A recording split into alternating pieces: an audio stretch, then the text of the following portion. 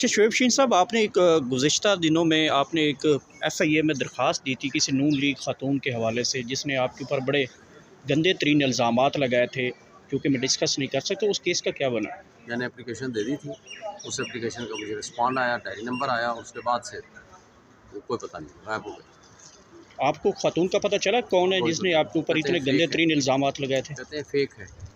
FIA ने जो tentative मुझे बताया था, नॉट ऑथेंटिक, लेकिन वो कहते हैं कि ये फेक अकाउंट है। लेकिन बहरहाल अभी मुझे कंफर्म नहीं पता, मैं रब्ता करूँगा। मैंने डायरी नंबर ले लिया है, उससे रब्ता भी करने की कोशिश की है। मैं बाहर गया हुआ था, कल आया हूँ, तो इंशाल्लाह मैं उसको कुछ पता चल जाएगा। Thank you.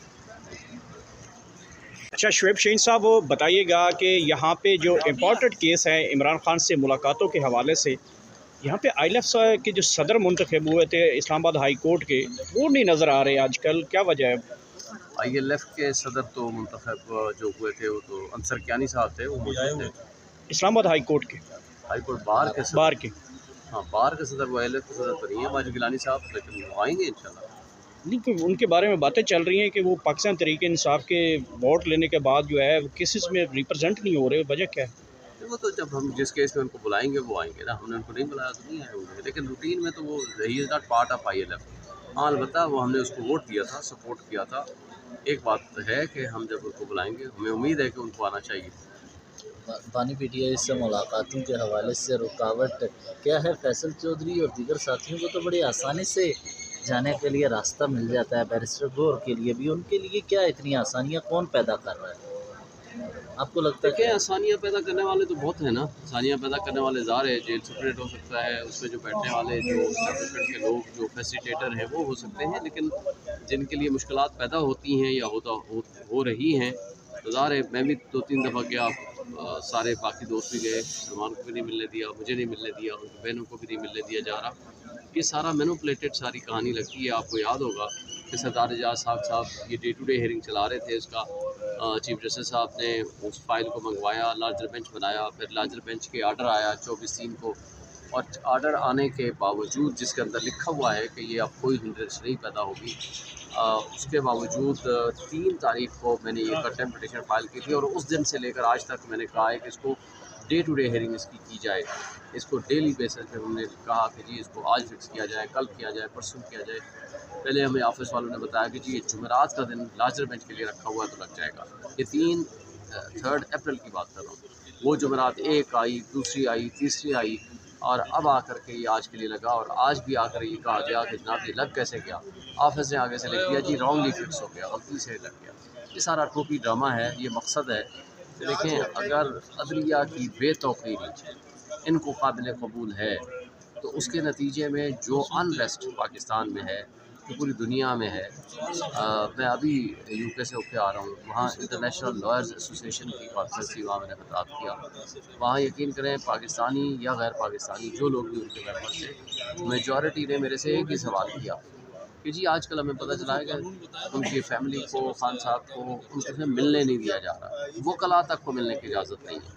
तो अगर ये सूरत हाल हो जाए तो रूल ऑफ लॉ की जब बात करते हैं, कॉन्फ्रेंस थी रूल ऑफ लॉ के ऊपर, मुझे बताएं कि क्या हम अपना चेहरा पेश कर रहे हैं, ये काबिल अफसोस सूरत हाल है। Thank you.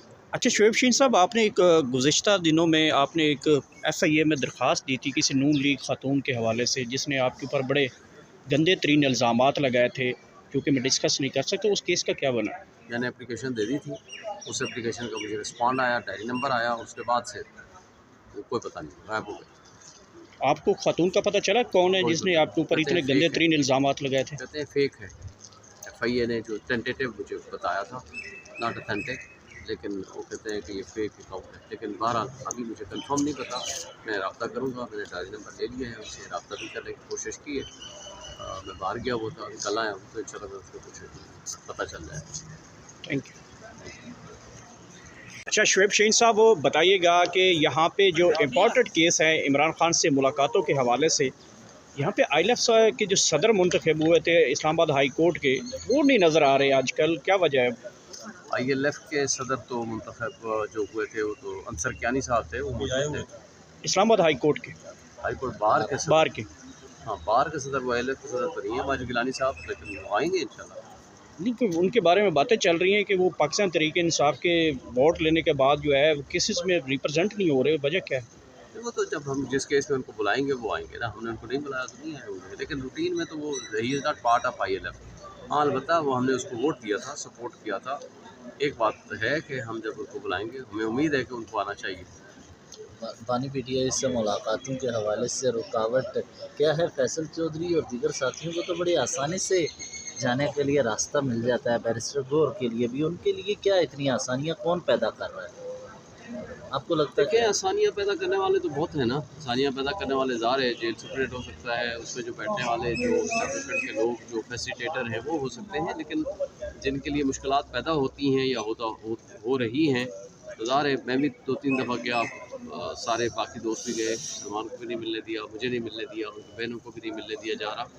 ये सारा मैनिपुलेटेड सारी कहानी लगती है। आपको याद होगा कि सरदार एजाज साहब ये डे टू डे हियरिंग चला रहे थे, उसका चीफ जस्टिस साहब ने उस फाइल को मंगवाया, लार्जर बेंच बनाया, फिर लार्जर बेंच के आर्डर आया 24/3 को, और आर्डर आने के बावजूद जिसके अंदर लिखा हुआ है कि ये अब कोई हिंड्रेंस नहीं पैदा होगी, उसके बावजूद 3 तारीख को मैंने ये कंटेम्प्ट पिटीशन फाइल की थी, और उस दिन से लेकर आज तक मैंने कहा है कि इसको डे टू डे हियरिंग इसकी की जाए, इसको डेली बेसिस पे हमने कहा कि जी इसको आज फिक्स किया जाए, कल किया जाए, परसों किया जाए।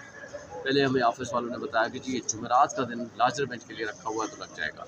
ये 3 अप्रैल की बात कर रहा हूँ, वो जुमेरात एक आई, दूसरी आई, तीसरी आई, और अब आकर के ये आज के लिए लगा, और आज भी आकर ये कहा गया कि जनाब ये लग कैसे गया, ऑफिस ने आगे से लिख दिया जी रॉन्गली फिक्स हो गया, गलती से लग गया।